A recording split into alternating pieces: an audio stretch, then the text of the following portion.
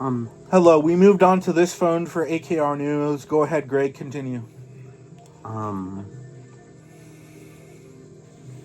Like, are we actually, like, discussing, like, the idea of language? Are we talking about the idea of grammar? All, kind of like it's its own attractor, and we're talking about all around it. It's like a branch. We go through different tree branches and understand different aspects and tie it together in our own measures. Or you could do it your own way.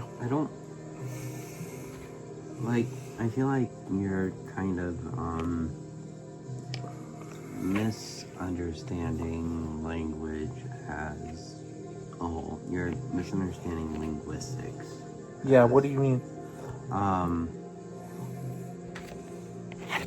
I just mean that it's very complicated. The way that language works, the way that we study it, is just, it's very complicated. And so Go ahead, then describe what you've learned.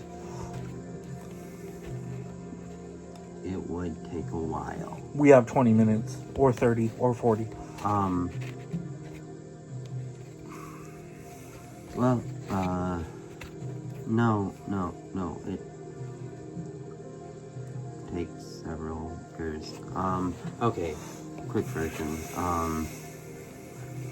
So first we need to establish the difference between phonetics and phonology, right? Mm-hmm. So, phonetics is a description of every sound that a language makes. Phonology is a description of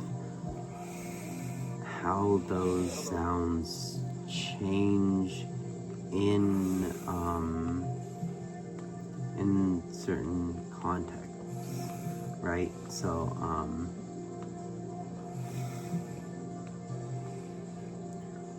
okay, all right, we're doing some video shit, right? Yeah.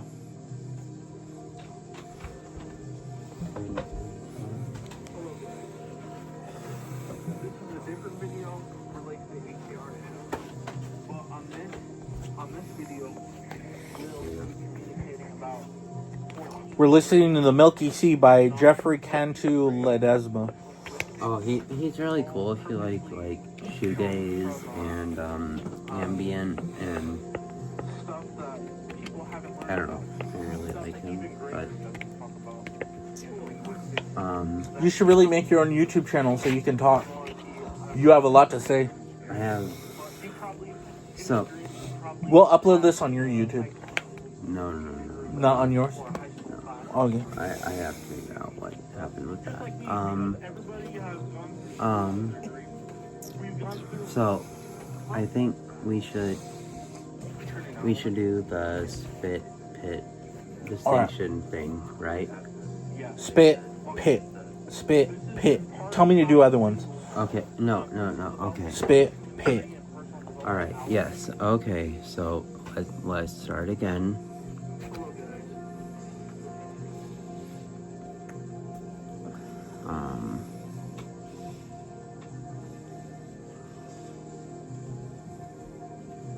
So, I just want to be alone, but I don't want to. Okay, so, talent, communism, parrot.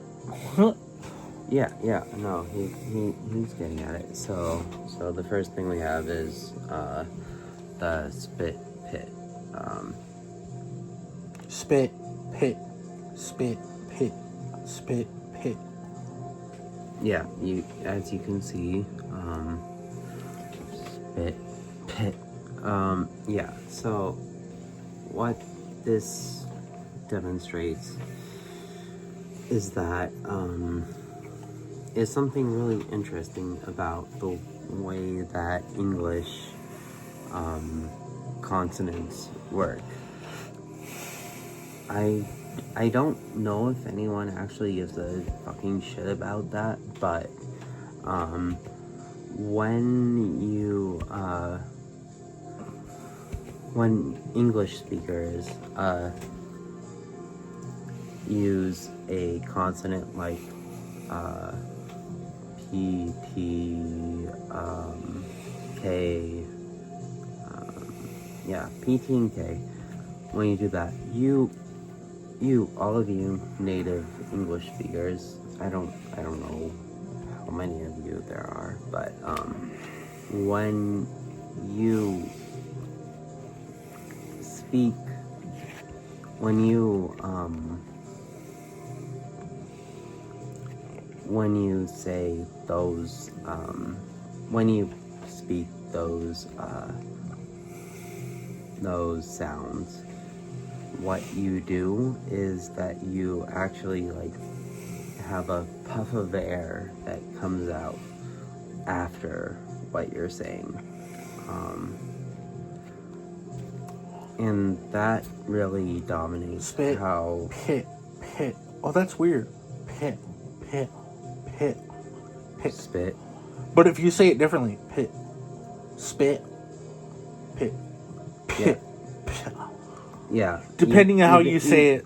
Depending on how you say well, it. I mean, like, even when you, like, didn't really say it that loud, you still caused But you it, could say it know? loud and it still doesn't work. Pit. Spit. Oh, it still does it. Just differently. Yeah, no, so this is a linguistic process called, aspiration. It means that when you pronounce certain sounds, you let a puff of air out afterward, right? Like, so in this case, you get pit, spit. Well, yeah, and then we get the difference between pit and spit because you don't do that when you say spit.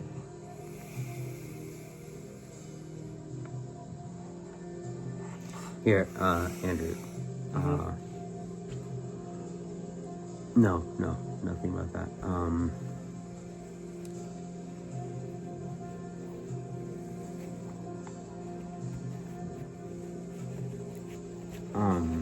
How do you convey silence in language? So, like a deeper silence. You could say a sentence and then convey silence, right? I don't know. So what I was trying to say is, I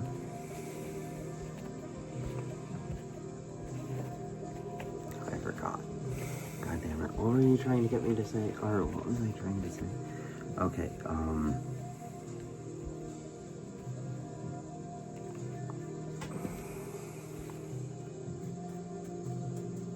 just trying to get some kind of... It's okay, let your brain work. This video doesn't have to be perfect. I'm trying to get some essential truths about language to I don't know, whoever. I mean, everyone, apparently.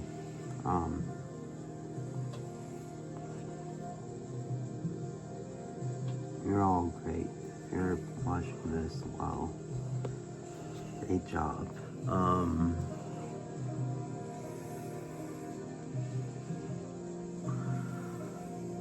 Okay, so the way that, aspiration works in phonology is that, within English, specifically, when we use a voiceless stop, so here for non-linguists, that's P, T, K, P, T, K.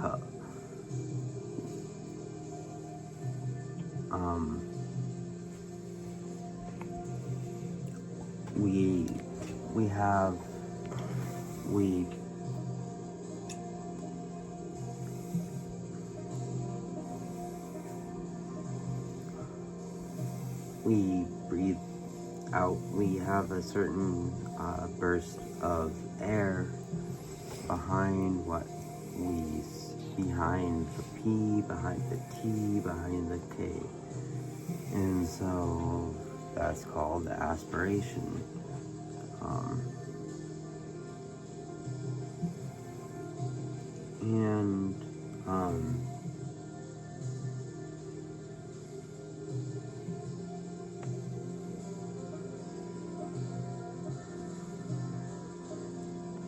And we can, like, that's just one aspect of language that we can, like, categorize or analyze. It's just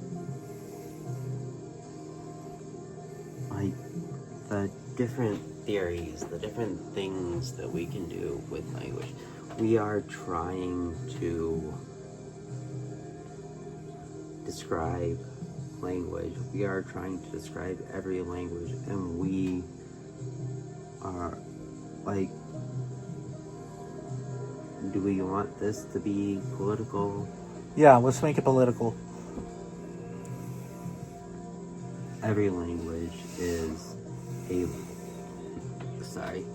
able to express the same things as any other language, and this includes African American English, or African American vernacular English, whatever you want to call it. The point is that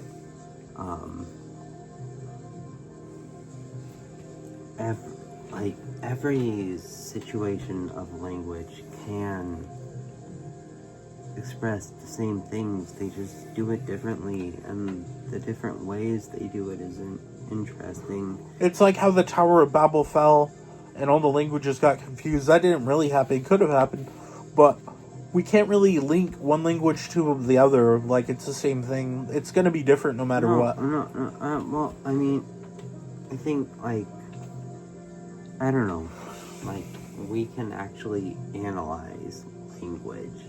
We can analyze,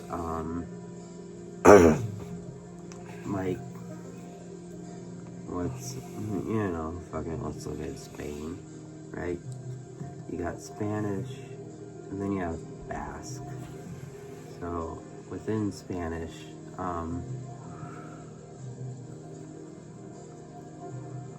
the idea of, oh god, this takes so much work. Okay, so in languages like English and Spanish, you have the idea of a subject and a direct object, right? I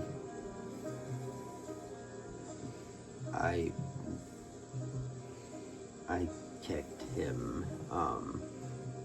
he kicked me, all that. And then in Basque, it gets to a different sort of thing, because what we normally think of as language relies on a I guess what we could say is a nominative accusative split, but that's not really the case. Okay, sorry.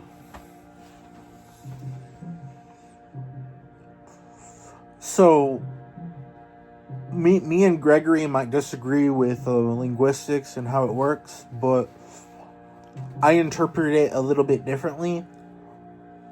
For example, if we're in ancient times and we were handed a language repository from the future, we wouldn't be able to translate exactly how it works from the future, so we'd have to create rules and our own interpretation of a language.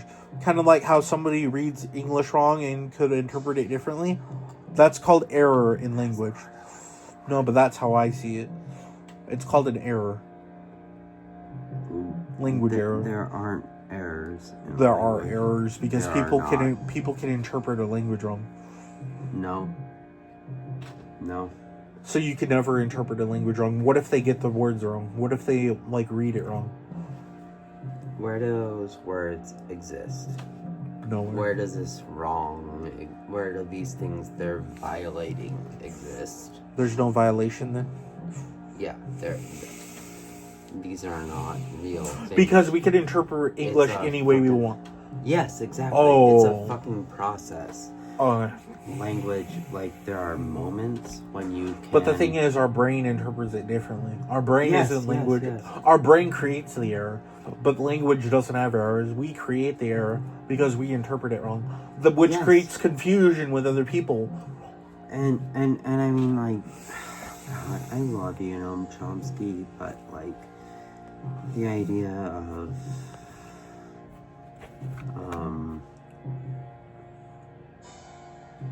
is it, oh my God,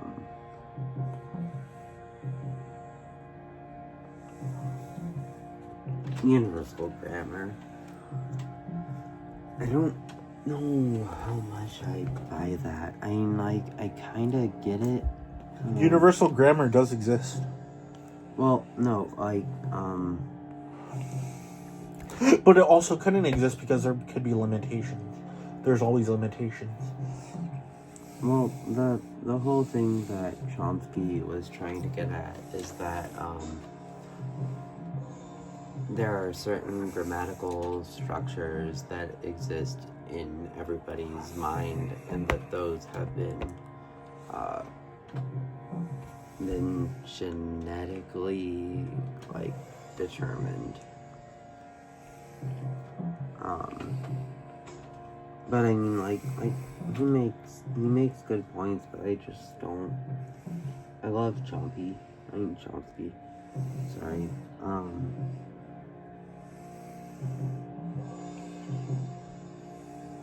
I'm like, I don't know.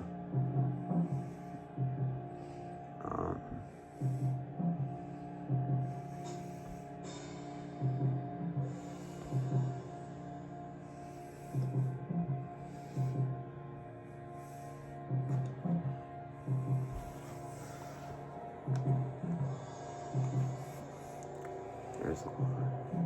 Huh? There's a lot. Within ideas of language and communication and language. What we're trying to what theme I'm trying to get out on here is basically, if you know how language works, life becomes much more easier. No, it doesn't. It does. What? Do you know what split ergativity is? What? Split ergativity. What is it? Well,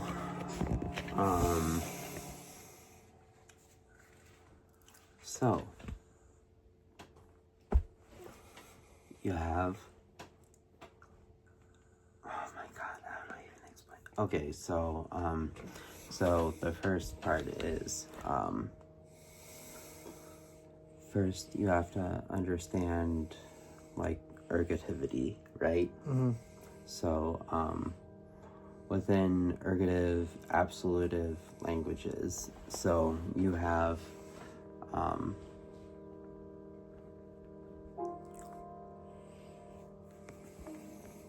the subject and the object, normally, right? Like, I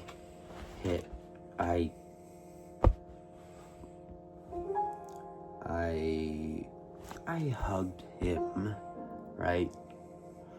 And so, wait, no, but yes, but then we have to look at, like, an intransitive. So that was a transitive phrase. Like, there was a subject and an object. The subject did thing to an object. I mean, we can get basic. Like, he punched him, I have an she argument. I have an argument.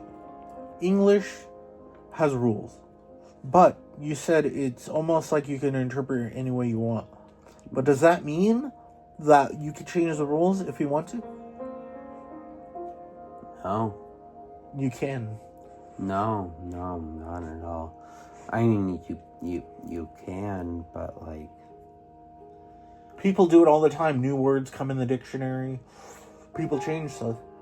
well, English is gonna change it. Personally, you can, but like the actual change of English will be a process over time, where people start saying different things. They start working with. So you're saying the core of it doesn't change?